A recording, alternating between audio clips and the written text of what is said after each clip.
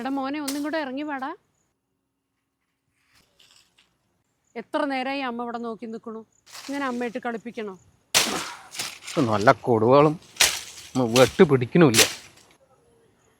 അമ്മ എങ്ങനെയിട്ട് സങ്കടപ്പെടുത്തുന്നത് ശരിയല്ല കേട്ടോ മോനെ. ഒന്ന് വന്ന് ഭക്ഷണം കഴിക്കും. ഇതെന്താ ഇപ്പോൾ കഥ?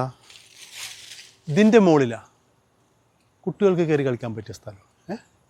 ഇതെന്താ കൂടെ ഒന്ന് ചീത്ത പറഞ്ഞു എന്ന് വെച്ചിട്ട് നീ ഇങ്ങനെ പിണങ്ങണോ മോനെ? എൻ്റെ അമ്മയല്ലടാ ഞാൻ. അമ്മമാർക്ക് ഇനി മക്കളെ വഴക്ക് പറയാനൊന്നും അവകാശമില്ലേ. അതേ, അമ്മൻ്റെ അടുത്ത് പിണങ്ങിയിട്ട് ഇതിന് മുകളിൽ കയറി നിൽക്കുകയെന്ന്. എന്താ അത്? ഡാ ഇവിടെ ഇവിടെ നോക്കാം, കാണാത്ത പോലെ നിൽക്കണം. ഇനി വല്ല കഞ്ചാവായിരിക്കുമോ? ആ മലമ്പുഴയിൽ ഒരുത്തൻ മലയുടെ മേലെ കുടുങ്ങിയില്ലേ, അതുപോലെ ഒരു ആവേശത്തിന് മുകളിൽ കയറിയിട്ടേ താഴെ ഇറങ്ങാൻ പറ്റാണ്ട് നിൽക്കുകയായിരിക്കുമോ? വാ, നമുക്കൊന്ന് പോയി വിളിച്ചാലോ?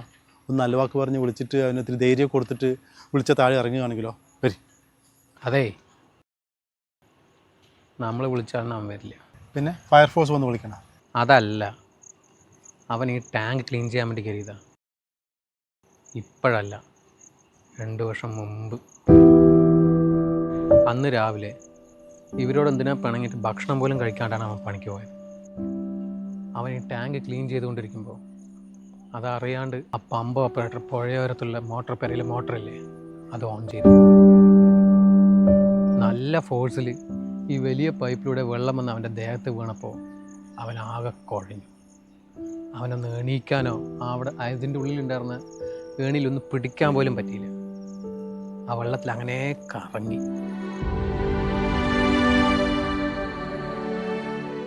ആ സമയത്ത് ഇതുവഴി പോയി ആരൊക്കെയോ അമ്മയെന്നുള്ള കരച്ചിൽ കേട്ടു.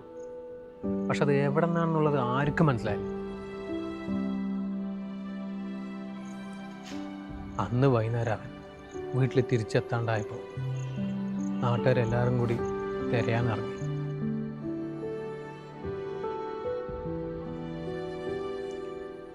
അങ്ങനെയാണ് ഈ നിറഞ്ഞു നിൽക്കുന്ന ആ ടാങ്കിൽ അവൻ